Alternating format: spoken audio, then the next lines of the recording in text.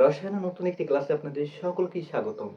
আজকের ক্লাসটি থাকবে ইলেকট্রন বিন্যাস। খুব সহজে কিভাবে ইলেকট্রন বিন্যাস করা যায় সেটা নিয়ে আজকের টপিক। তবে তার আগে জানতে হবে আমাদের ইলেকট্রন বিন্যাস করতে হলে কি প্রয়োজন। ইলেকট্রন বিন্যাস হলে মূলত আমাদের কক্ষপথ সম্পর্কে ধারণা থাকা প্রয়োজন।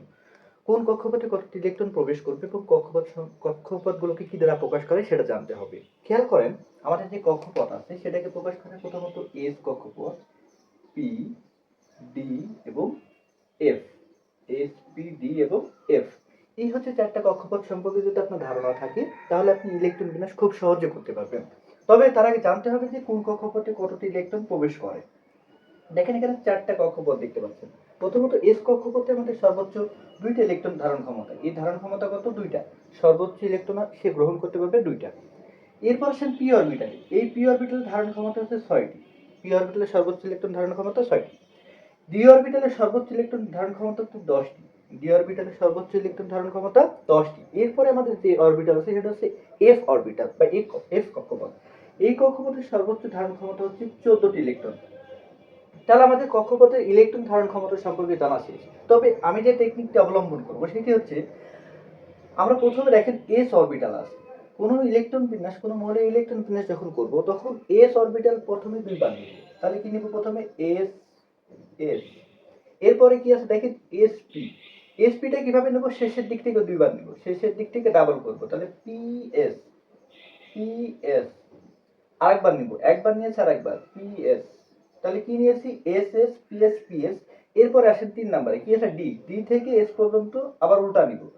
কি নিব? D P S. একবার নিয়েছি আরেকবার নিব। D P S. দুইবার নেওয়া শেষ। ঠিক একইভাবে এপে আসেন। এপে আসার পর উল্টা দিক থেকে এফ ডি পি এস দুইবার নিব। কি নিব? এফ ডি পি এস একবার, এফ ডি পি এস দুইবার নিব। এখন যদি ইলেকট্রন বিন্যাস করি কোনো মধ্যে সেক্ষেত্রে কি করব? প্রথমে দেখেন প্রথম যে অরবিটাল আছে বা প্রথম যে কক্ষপথ আছে সেটা কি? এস। এস কক্ষপথকে কাউন্ট করা হয় কি দ্বারা? 1 দ্বারা। প্রথমেরটা হচ্ছে 1, তারপরটা এস হচ্ছে 2, তারপরে 3, তারপরটা হচ্ছে 4, তারপরটা হচ্ছে 5, এরপরটা হচ্ছে 6, এরপরটা হচ্ছে 7, এরপরটা হচ্ছে 8। এরপরে আসেন পি অরবিটালের ক্ষেত্রে। পি অরবিটালে যখন আসবেন দেখেন পি আমাদের শুরু হয় কোথা থেকে? 2p, 2 থেকে শুরু হয়। তার মানে এটা হচ্ছে 2, তারপরেরটা হচ্ছে 3, তারপরে পি হচ্ছে 4, তারপরের পি হচ্ছে 5, এরপরের পি হচ্ছে 6, পরে যে পি আছে সেটা হচ্ছে 7। পি এর কাজ শেষ। এবার আসেন ডি তে। ডি অরবিটালের শুরু কোথা থেকে হয়? ডি অরবিটাল শুরু হয়েছে 3d থেকে। এর মানে কি?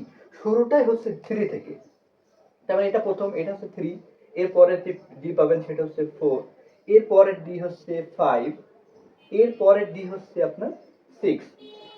ডি অরবিটালের কাজ শেষ। এবার আমাদের শেষ যে অরবিটাল আছে, শেষ যে কক্ষপথ ছিল সেটা হচ্ছে কি? এফ কক্ষপথ। এই এফ এর শুরু হচ্ছে 4 থেকে। তাহলে 4 থেকে যদি শুরু হয় তাহলে এটা 4, পরেরটা শেষ হবে কত? 5। এই হচ্ছে আমাদের কক্ষপথ, যে কক্ষপথে কখন ইলেকট্রন প্রবেশ করবে, কোনটা আগে প্রবেশ করবে, কোনটা পরে প্রবেশ করবে।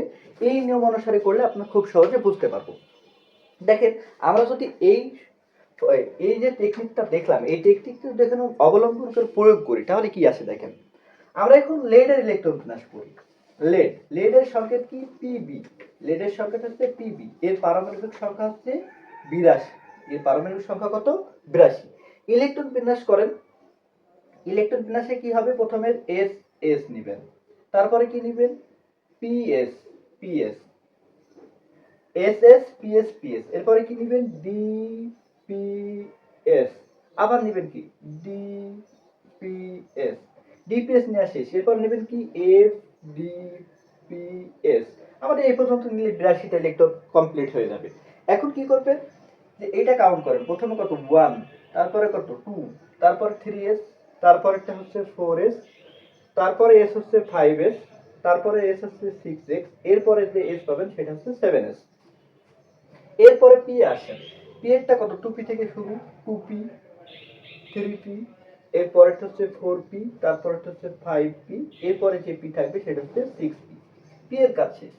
ডি তে আসেন। ডি শুরু হয় কোথা থেকে? 3d থেকে, 3d, এরপরে ডি হবে হচ্ছে 4d, এরপরে যদি ডি থাকে সেটা হচ্ছে 5d। এরপরে এফ। দেখেন এখানে এফ আছে একটা, এফ এর শুরু হয় কোথা থেকে? 4 থেকে, তারপরে এখানে কি? 4f। ভাই কক্ষপথে প্রধান কোয়ান্টাম সংখ্যা এবং সহকারী যে কোয়ান্টাম সংখ্যা সেটা লেখা শেষ। এবার ইলেকট্রন লিখতে হবে। ইলেকট্রনটা কি করতে হবে? বিন্যাস করতে হবে। তাহলে ইলেকট্রনটা যদি বিন্যাস করেন, এস অরবিটালে ইলেকট্রন ধারণ ক্ষমতা দুইটি, তারপরে দুইটি এস অরবিটালে লিখেন দুইটা, দুইটা, এইটা হচ্ছে দুইটা, এই পর্যন্ত আমাদের লেখা শেষ। আপাতত এই পর্যন্ত রাখলাম। এরপরে পি অরবিটালে আসি। পি অরবিটাল ধারণ ক্ষমতা ছয়টা, তাহলে ছয়, এখানে হচ্ছে দশটা, দেখেন 10টা ইলেকট্রন দেওয়া শেষ। এইখানে হচ্ছে পি অরবিটাল ধারণ ক্ষমতা 10টা, তার মানে 10 10 20টা দেওয়া শেষ। ডি অরবিটাল ধারণ ক্ষমতা কত? ওই যে 10টা। ডি অরবিটাল ধারণ ক্ষমতা 10টা, পি অরবিটাল ধারণ ক্ষমতা 6টা। ডি অরবিটাল ধারণ ক্ষমতা 6টা, পি অরবিটাল ধারণ ক্ষমতা 6টা। এখন আপনি গণনা করে দেখেন আপনি ইলেকট্রন দেওয়া হয়েছে কয়টা। এখানে আছে 10টা, এইখানে 10টা, আর এই 10, তো 3 10 30, 30 10 40, 40 আর হচ্ছে 8, 48, 48 আর এখানে 4, তাহলে কত হয়েছে আপনার? টোটাল হয়েছে 56।